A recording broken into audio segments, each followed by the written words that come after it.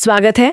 आज हम Indian coast guard के जो नए भर्ती विज्ञापन आए हैं ना, CGPT 01 2026 और 02 2026 बैच वाले, उस पर एक गहरी नजर डाल रहे हैं। हाँ बिल्कुल, ये विज्ञापन ऑफिशियल है और हमारा मकसद है कि इसमें जो काम की जानकारी है उसे आसान भाषा में समझें। खास तौर पर उन लोगों के लिए जो नाविक जनरल ड्यूटी, नाविक डोमेस्टिक ब्रांच या फिर यांत्रिक के पदों के लिए सोच रहे हैं। बिल्कुल, और ये जानना बहुत जरूरी है, शुरू में बता दें कि ये भर्ती सिर्फ पुरुष उम्मीदवारों के लिए है। भारतीय नागरिक होने चाहिए, जाहिर है। ठीक है, तो कौन कौन अप्लाई कर सकता है, क्या चाहिए होगा, सिलेक्शन कैसे होगा, इन सब पर बात करते हैं। हाँ, तो 3 मेन रोल है ना, नाविक GD, नाविक DB और यांत्रिक।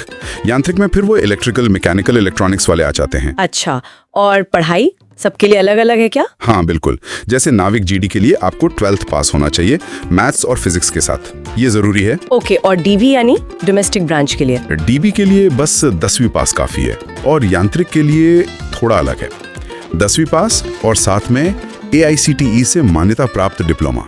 AICTE मतलब वो टेक्निकल एजुकेशन वाला? हाँ, all India council for technical education. तो इलेक्ट्रिकल, मैकेनिकल या इलेक्ट्रॉनिक्स, टेलीकम्युनिकेशन में 3 या 4 साल का डिप्लोमा। या फिर कोई और ऑप्शन भी है? हाँ, एक और है, अगर 10वीं और 12वीं दोनों पास हैं तो फिर 2 या 3 साल का डिप्लोमा भी चलेगा उसी ट्रेड में। समझ गए।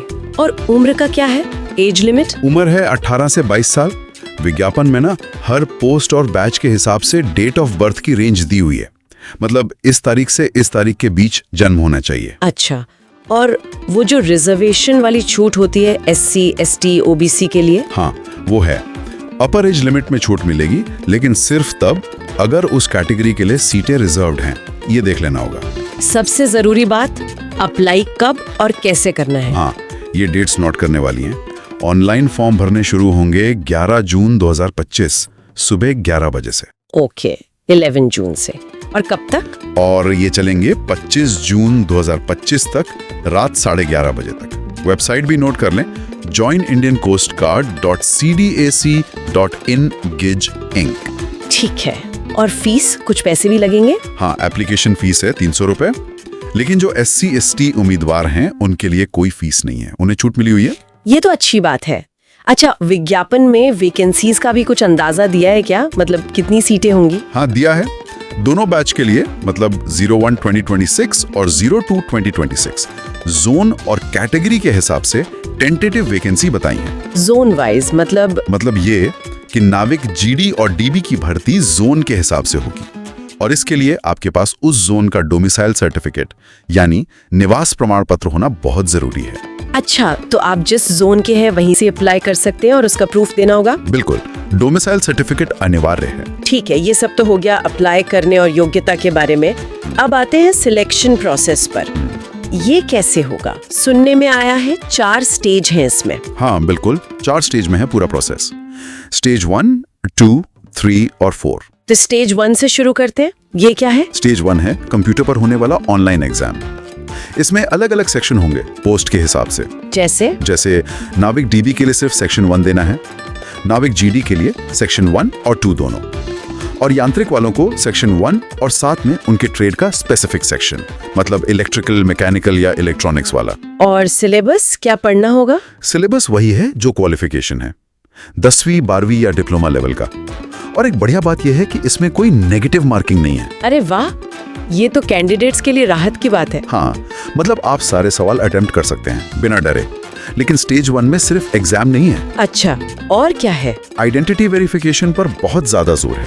कुमाऊं, उत्तराखंड की सबसे तेजी से उभरती रोजगार समाचार सेवा में आपका स्वागत है। सभी तरह की प्राइवेट और गवर्नमेंट जॉब्स के अपडेट्स पाने के लिए हमें सब्सक्राइब करें और हमारी वेबसाइट rojgarforyou.com पर विजिट करते रहें। हम सभी प्रमुख सोशल मीडिया प्लेटफॉर्म्स पर उपलब्ध हैं। आपकी फोटो, बायोमेट्रिक, सिग्नेचर, पहचान चिन्ह सब कुछ चेक होगा। यहाँ तक कि एग्जाम सेंटर पर आपकी लाइव फोटो खींची जाएगी और उसे एप्लीकेशन फॉर्म वाली फोटो से मिलाया जाएगा। ओह, मतलब फ्रॉड रोकने का पूरा इंतजाम है। बिल्कुल, वो ये पक्का करना चाहते हैं कि सही कैंडिडेट ही एग्जाम दे रहा है। ठीक है, मान लीजिए स्टेज 1 क्लियर हो गया, फिर? जो स्टेज 1 पास करेंगे उन्हें स्टेज 2 के लिए बुलाया जाएगा। स्टेज 2 में कई चीजें हैं। क्या क्या? पहले तो एक असेसमेंट एडेप्टेबिलिटी टेस्ट होगा। ये सिर्फ क्वालिफाइंग नेचर का है, मतलब पास करना जरूरी है पर मार्क्स मेरिट में नहीं जुड़ेंगे। ओके। फिर आता है सबसे मुश्किल हिस्सा शायद, फिजिकल फिटनेस टेस्ट, PFT। हाँ, इसके बारे में सुना है। क्या करना होता है इसमें? इसमें 1.6 किलोमीटर दौड़ना है 7 मिनट के अंदर। 7 मिनट? हाँ, और जैसे ही दौड़ खत्म होगी बिना ब्रेक के 20 उठक बैठक यानी स्क्वाट्स करने हैं। तुरंत दौड़ते फौरन बाद? हाँ, फौरन। और उसके बाद फिर बिना ब्रेक के 10 पुशअप्स, ये सब एक साथ बिना रोके।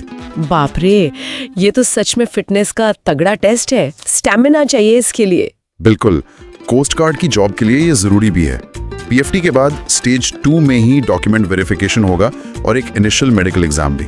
अच्छा, तो स्टेज 2 में टेस्ट, PFT, डॉक्यूमेंट चेक्स और मेडिकल, काफी कुछ है। हाँ, जो ये सब पार कर लेंगे वो पहुंचेंगे स्टेज 3 के लिए, INS चिल्का। INS चिल्का, वहाँ क्या होगा? वहाँ फिर से डॉक्यूमेंट वेरिफिकेशन होगा, एकदम फाइनल वाला। सारे ओरिजिनल डॉक्यूमेंट्स जमा करने होंगे, साथ में पुलिस वेरिफिकेशन रिपोर्ट भी जमा करनी होगी और एक फाइनल प्री एनरोलमेंट मेडिकल होगा। मतलब भर्ती से ठीक पहले एक और मेडिकल? हाँ बिल्कुल, ये पक्का करने के लिए कि कैंडिडेट मेडिकली फिट है ट्रेनिंग के लिए। और स्टेज 4 वो कब होता है? स्टेज 4 असल में ट्रेनिंग शुरू होने के बाद की चीज है। इसमें आपने जो भी सर्टिफिकेट जमा किए हैं ना, जैसे मार्कशीट, डिप्लोमा वगैरह, उन सबको संबंधित बोर्ड या यूनिवर्सिटी से वेरीफाई कराया जाता है। अच्छा, मतलब बैकग्राउंड चेक जैसा? हाँ, समझ लीजिए। और सबसे जरूरी बात ये याद रखनी है कि जो फाइनल मेरिट लिस्ट बनेगी वो सिर्फ और सिर्फ स्टेज 1 के मार्क्स के आधार पर बनेगी। क्या बात करें, मतलब स्टेज 2 और 3 सिर्फ क्वालिफाइंग है? हाँ, स्टेज 2 और 3 में पास होना जरूरी है, लेकिन रैंकिंग स्टेज 1 के स्कोर से ही तय होगी। तो स्टेज 1 का एग्जाम बहुत भी क्रिटिकल है। ये तो बहुत अहम जानकारी है। अच्छा, आपने डॉक्यूमेंट वेरिफिकेशन की बात कई बार की। कौन कौन से कागजात एकदम तैयार रखने चाहिए? हाँ, डॉक्यूमेंट्स की लिस्ट लंबी है और सब बहुत जरूरी हैं। सबसे पहले तो हाल की रंगीन पासपोर्ट साइज फोटो। कितनी पुरानी? विज्ञापन में लिखा है कि 3 महीने से ज्यादा पुरानी ना हो, और लाइव फोटो कैप्चर के लिए भी तैयार रहना है सेंटर पर। फिर आपके सिग्नेचर का स्कैन, सारी एजुकेशनल क्वालिफिकेशंस की मार्कशीट और सर्टिफिकेट, डोमिसाइल सर्टिफिकेट यानी निवास प्रमाण पत्र, ये तो बहुत ही जरूरी है। हाँ, वो जोन वाली बात के लिए। बिल्कुल। और अगर आप किसी रिजर्व कैटेगरी से हैं तो उसका सर्टिफिकेट। ये सारे डॉक्यूमेंट्स की स्कैन्ड कॉपी अपलोड करनी होगी। और इनकी वैलिडिटी का भी कुछ चक्कर है? बहुत बड़ा चक्कर है। अपनी नौकरी की तैयारी को अगले स्तर पर ले जाने के लिए विशेषज्ञों द्वारा तैयार फ्री मॉक टेस्ट का विजयहो.com पर लाभ उठाएं। इस प्लेटफॉर्म पर आप न केवल अपना स्कोर जान सकते हैं, बल्कि दूसरे प्रतियोगियों से अपनी तुलना कर सकते हैं, अपनी कमियों की पहचान कर सकते हैं और उनका विस्तृत विश्लेषण भी प्राप्त कर सकते हैं। अगर आपको मॉक टेस्ट एक्सेस करने में कोई परेशानी होती है तो व्हाट्सएप के माध्यम से संपर्क करें। अपनी सफलता की शानदार शुरुआत करने के लिए नीचे दिए गए लिंक पर अभी क्लिक करें। पहली बात तो फॉर्म में तो जानकारी भरें वो डॉक्यूमेंट से बिल्कुल मैच होनी चाहिए। नाम, पिता का नाम, जन्मतिथि, सब कुछ सही। दूसरी बात, सारे सर्टिफिकेट खासकर कैटेगरी और डोमिसाइल वाले, वो एप्लीकेशन की लास्ट डेट यानी 25 जून 2025 या उससे पहले बने होने चाहिए। और कब तक वैलिड होने चाहिए? कम से कम 31 जुलाई 2026 तक वैलिड होने चाहिए। ये डेट बहुत जरूरी है। बाप रे, मतलब काफी आगे तक की वैलिडिटी चाहिए। हाँ, और ये भी सलाह है कि वेबसाइट और अपनी ईमेल आईडी रेगुलरली चेक करते रहें, क्योंकि सारी कम्युनिकेशन वहीं होगी। एडमिट कार्ड, रिजल्ट, सब कुछ। और कोई खास बात जिसका ध्यान रखना हो? हाँ, धोखाधड़ी या किसी भी गलत तरीके का इस्तेमाल करने की कोशिश बिल्कुल ना करें। पकड़े जाने पर न सिर्फ भर्ती से बाहर कर दिया जाएगा बल्कि कानूनी कार्रवाई भी हो सकती है। और हाँ, जो मेडिकल स्टैंडर्ड दिए हैं, हाइट, चेस्ट, वजन, टैटू पॉलिसी वगैरह, उनको भी पूरा करना जरूरी है। टैटू का भी कुछ नियम है? हाँ, कुछ तरह के टैटू और शरीर के कुछ हिस्सों पर बने टैटू की ही इजाजत है। वो विज्ञापन में डिटेल में दिया है। तो कुल मिलाकर देखें तो ये इंडियन कोस्ट गार्ड में जाने का एक बहुत ही स्ट्रक्चर्ड मौका है। क्वालिफिकेशन क्लियर है, सिलेक्शन प्रोसेस काफी डिटेल्ड और टफ है। बिल्कुल। और विज्ञापन में सैलरी, भत्ते वगैरह का भी जिक्र है। जैसे नाविक के लिए पे लेवल 3 और यांत्रिक के लिए पे लेवल 5 से शुरुआत होगी, जो कि काफी अच्छा है। प्रमोशन के भी मौके हैं। हाँ, ये सब बातें इसे काफी आकर्षक बनाती हैं। बिल्कुल। और आखिर में एक सवाल सोचने के लिए छोड़ जाते हैं हम सबके लिए। हाँ। जिस तरह से इस पूरी भर्ती प्रक्रिया में डॉक्यूमेंट वेरिफिकेशन और आइडेंटिटी चेक पर इतना ज्यादा फोकस किया गया है, हर स्टेज पर डिजिटल और फिजिकल वेरिफिकेशन, क्या ये भारत में भविष्य में होने वाली बड़ी सरकारी भर्तियों के लिए एक नया स्टैंडर्ड सेट कर रहा है? जहां कैंडिडेट की असली पहचान और प्रामाणिकता सबसे ऊपर रखी जाएगी। सोचने वाली बात है। टेक्नोलॉजी का इस्तेमाल करके पारदर्शिता और निष्पक्षता लाने की ये कोशिश शायद भविष्य की भर्तियों का एक अहम हिस्सा बन सकती है। रोजगार फॉर यूकॉम, आपका भरोसेमंद जॉब पोर्टल। नौकरी ढूंढना अब हुआ पहले से भी आसान। अगर आप सरकारी या प्राइवेट नौकरियों की तलाश में हैं, तो रोजगार फॉर यूकॉम पर पाएं सटीक और विश्वसनीय जानकारी। यहां आपको नए job updates, free job alert और सीधा आवेदन करने की सुविधा मिलेगी। सिर्फ जॉब सीकर्स ही नहीं, बल्कि नियोक्ताओं के लिए भी यह एक बेहतरीन प्लेटफॉर्म है। अगर आप अपनी कंपनी या संस्था के लिए सही उम्मीदवार ढूंढ रहे हैं, तो अपनी जॉब वैकेंसी मुफ्त में पोस्ट करें और योग्य उम्मीदवारों तक सीधी पहुंच बनाएं।